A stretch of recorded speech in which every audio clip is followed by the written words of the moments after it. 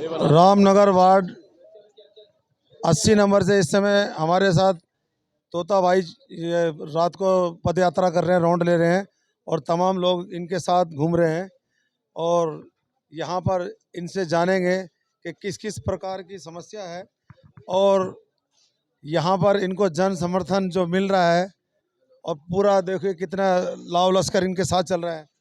तोता भाई बताइए जरा, यहाँ की जो यहाँ पे जो इमरान हुसैन विधायक हैं आम आदमी पार्टी के, और यहाँ जो समस्या है किस किस प्रकार की समस्या है और किन किन बातों को लेकर आप क्षेत्र में घूम रहे हैं, चलते रहिए। सबसे पहले तो यहाँ पानी की समस्या है। जी जो इतने सारे इलाके हैं जिसमें पानी की समस्या इमरान हुसैन साहब ने हल ही नहीं कर पाए। परेशान है लोग, पानी के लिए परेशान है, शीवर के लिए परेशान है। एक 60 साल से ऊपर की जो कांग्रेस सरकार में पेंशन बुजुर्गों को मिलती थी 2500 रुपये, जो उनका बीड़ी माचिस चाय पानी का खर्चा चलता था, केजरीवाल की सरकार ने उनका वो पैसा बंद कर दिया, वो पेंशन बंद कर दी, जिससे वो बुजुर्ग लोग परेशान हैं। और इतने परेशान हैं कि बहुत ज़्यादा परेशान है। किसी किसी बुजुर्गों को तो माँ उनका बेटा भी नहीं है, बेटी भी नहीं है, उसी 2500 रुपये से उनका खर्चा चलता था। आज उनकी पेंशन बंद कर दी गई है, वो बेचारे इतने परेशान है। सीवर की से मुझे याद आया कि जो अनुसूचित जाति के बच्चों को स्कूल में स्कॉलरशिप मिलती थी वो भी नहीं मिल रही है। वो भी नहीं मिल रही है, जी। वो भी बंद कर दी गई है। यहाँ पानी और सीवर की और ये यहाँ जो इसके पानी साफ आता है यहाँ पे गंदा पानी आता है, बहुत गंदा पानी आता है। सीवर का गंदा पानी आता है, बदबू का पानी आता है। और जब साफ पानी आना चालू होता है तो पानी चला जाता है। कुछ लोगों ने हमें ये बताया है कि जो ईदगाह बूस्टर पंप से पानी आ रहा है उसको लाइन को काट के डीडीए फ्लैट, सराय खलील, ये बस्ती जुलान, नबी ग्रीम का पानी काट के दिया है। इसके बारे में आप कुछ कहना चाहेंगे? हाँ बिल्कुल दिया गया है, जो कि पानी का प्रेशर यहाँ कम हो गया है।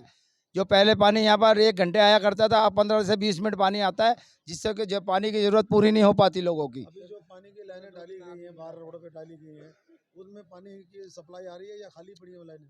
कोई सप्लाई नहीं आ रही है, वही दिक्कत पानी की है लाइन डालने के बाद भी। और ये जो बाहर पीडब्ल्यूडी का रोड है जो कई महीनों से लोग परेशान हो रहे हैं, टूटा पड़ा है, खराब हुआ पड़ा है।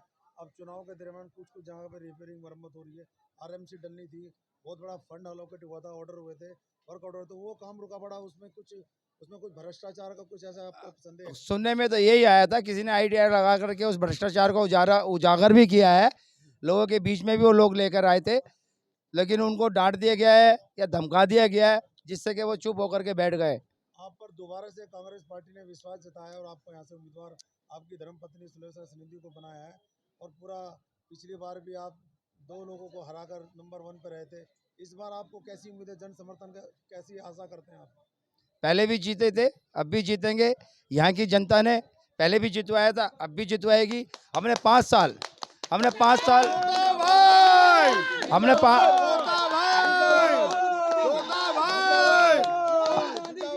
हमने 5 साल पूरी ईमानदारी से यहाँ लोगों की सेवा करी है, लोगों की खिदमत की है। उसी ईमानदारी के बेस पे, अपने भाईचारे के बेस पे हम पब्लिक के बीच में जा रहे हैं। दिल्ली के मंत्री यहाँ पर इलेक्शन में उतरे हुए हैं, सुबह आते हैं, शाम को, रात को जाते हैं, तो इसका मतलब कांग्रेस यहाँ मजबूत है, उनका कैंडिडेट यहाँ कमज़ोर है, इसलिए वो यहाँ गली गली घूम रहे हैं। दिल्ली नगर निगम के बारे में जो दिल्ली नगर निगम डिपार्टमेंट है उन्हीं से संबंधित सवाल कर रहा हूँ। जैसे दिल्ली नगर के स्कूल हैं, बारात घर हैं, पार्क हैं, शौचालय है, और ये जो साफ सफाई की व्यवस्था का आप किस प्रकार से इसका समाधान करें, क्योंकि आबादी बहुत है यहाँ पे, छोटी छोटी गली है, तंग देखो गली है। आबादी बहुत है, कूड़ा यहाँ दिल्ली में सबसे ज़्यादा कूड़ा इस वार्ड के अंदर होता है, पूरी दिल्ली का चैलेंज के साथ कहता हूँ मैं। लेकिन फिर भी हम अपनी पूरी कोशिश से, पूरी मेहनत से कर्मचारियों को लगाते हैं, छुट्टी के दिन भी हम काम कराते हैं। बहुत इलाके हैं जिसमें हम छुट्टी के दिन भी काम कराते हैं, और वो लोगों को मैं सराहना करता हूँ कि आप अभी सुबह 4 बजे यहाँ करके 6 बजे घूमेंगे तो आपको यहाँ कूड़े का बिस्तर नज़र आता है, जो आदमी वो 6 बजे 7 बजे आकर के उसको साफ करते हैं। तो जो दिल्ली में सबसे ज़्यादा कूड़ा इसी वार्ड, रामनगर वार्ड में होता है, जिसको हम पूरी मेहनत से, ईमानदारी से उस काम को कामयाब करते हैं। आपके लिए बहुत बड़ी चुनौती ये है कि दिल्ली में आम आदमी पार्टी की सरकार है और यहाँ से विधायक इमरान हुसैन दिल्ली सरकार में मंत्री हैं, भारत सरकार में भाजपा की सरकार है, और अभी यहाँ से भाजपा, आम आदमी पार्टी और आप तीनों के बीच में त्रिकोण मुकाबला हो रहा है। जबकि जहाँ घनी आबादी धानक समाज की मानी जाती है, और धानक समाज में भी 4 उम्मीदवार लड़ रहे हैं, तो धानक समाज का समर्थन आपको मिल रहा है? धानक समाज के जब मैं पिछली बार लड़ा था, धानक समाज के मैं पिछली बार इलेक्शन लड़ा था, तब भी धानक समाज का समर्थन मेरे साथ था। अब भी कम से कम 10 लोग धानक समाज के मेरे साथ चल रहे हैं, जरा हाथ अभी भी उठा है के मेरे दिखाएं, साथ। कौन-कौन है? हाथ उठा के, हाथ उठा के दिखाएं। ये रहे, ये रहे। देखिए ये आपसे प्यार करते होंगे, आपकी सम्मान इज्जत करते होंगे। तो अब आपके पास आगे जो कठिनाई से आपको गुजरना पड़ेगा, क्योंकि जो दिल्ली सरकार है वो एमसीडी के कर्मचारियों की तनख्वाह भी रोकती है, और पानी की समस्या है, सीवर की समस्या है। आपको कैसे मुकाबला करना पड़ेगा, किस तरह से उनसे लड़ेंगे? अगर हम जीत के आते हैं तो पब्लिक के नहीं, हमें कुछ भी करना पड़ेगा, लड़ाई भी लड़ने पड़ेगी, सड़क पे भी आना पड़ेगा, प्रदर्शन भी करना पड़ेगा, धरना भी देना पड़ेगा, तो वो भी हम देंगे, क्योंकि पब्लिक आप के नहीं पहले है। कांग्रेस पार्टी के यहाँ से निगम पार्षद रहे हैं और आपने काम यहाँ किया। लोग सभी जगह हम जो जाते हैं तो आपकी तारीफ एक तो होती है, वो क्या होती है कि भाई तोता भाई प्यार करता है लोगों को। सही बात है, बिल्कुल सही बात है। इज्जत करता है, चाहे काम की अलग बात है, क्योंकि हम अपने चैनल के द्वारा भी सोशल मीडिया पे भी ये दिखा रहे हैं, क्योंकि देखो जो सच है वो सच बोलना चाहिए, क्योंकि इसमें कोई लाग लपेट नहीं है। आप चाहे काम कैसा भी करते हो, लोग इज्जत जरूर करते हैं। अब आपके पास आगे की क्या योजना है?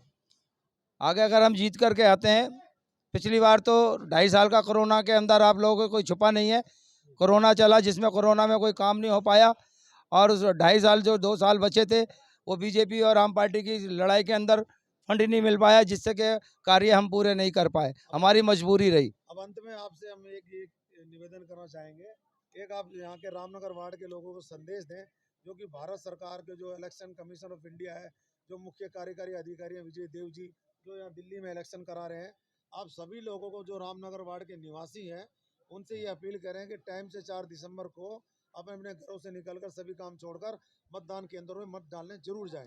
ये निवेदन। मेरे इलाके के, मेरे वार्ड के जितने भी वोट वाले हैं, जिन्होंने वोट डालने का जिनका अधिकार है, अपने वोट का अधिकार का धर्म समझें।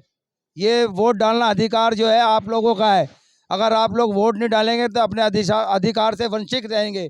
तो मेरे हाथ जोड़ के आप सब लोगों से विनती है, चाहे वो हिंदू है, मुसलमान है, सिख है या ईसाई हैं, अपना वोट का प्रयोग करें और अपना वोट डालने जरूर जाएं, जरूर से जरूर वोट डालने जाएं।